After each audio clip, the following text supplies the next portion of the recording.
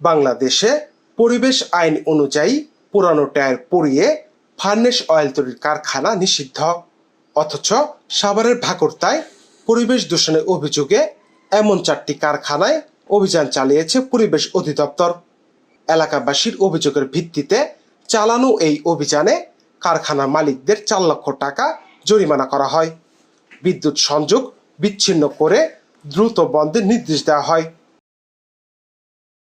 মজার ব্যাপার হলো, উৎপাদন প্রক্রিয়া নিষিদ্ধ ও পরিবেশ বিধ্বংসী হলো এই ফার্নেস অয়েল সড়ক তৈরির কাজে অবাধে ব্যবহৃত হচ্ছে। সেখানে নেই কোনো নিষেধাজ্ঞা। ফলে অভিযানে জব্দ হওয়া কারখানার তেলই রাস্তা তৈরির মাধ্যমে পেয়ে যাচ্ছে বৈধতা। এই দ্বৈত নীতির তীব্র সমালোচনা করছেন পরিবেশবিদরা। যে পাথরটা হিট করে না, যে বড় একটা মেশিন দিয়ে ঘুরে ঘুরে যে পাথরটা হিট করে না, এই তেল দিয়ে এই আপনার পাথরটা হিট করে, এটাও সরকারি কাজে ব্যবহৃত হয় এই তেলটাই।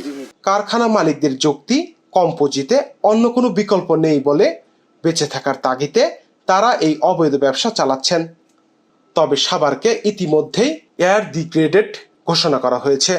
তাই পরিবেশ অধিদপ্তরের কঠোর অবস্থান প্রয়োজন।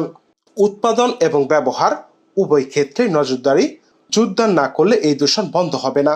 অবগত আছেন যে সাভার উপজেলাকে পরিবেশ অধিদপ্তর থেকে ইতিমধ্যে এয়ার ডিগ্রেডেড শেড হিসেবে ঘোষণা করা হয়েছে। এছাড়া বিনা অনুমতিতে এবং অবৈধভাবে জনস্বাস্থ্যের জন্য ক্ষতিকর, পরিবেশ এবং প্রতিবেশীর জন্য ক্ষতিকর যে টায়ার পুড়িয়ে অবৈধভাবে পাইরোলাইসিস কারখানায় যে টায়ার তৈরি করা হয়, সেগুলোর বিরুদ্ধে আজকে আমরা এখানে অভিযান চালিয়েছি। এখানে আমরা দেখলাম এই গ্রামের সর্বমোট 4টি আমরা পাইরোলাইসিস কারখানা পেয়েছি, যার প্রতিটি থেকেই আমরা বিদ্যুৎ সংযোগ বিচ্ছিন্ন করেছি পল্লী বিদ্যুতের সহায়তায়।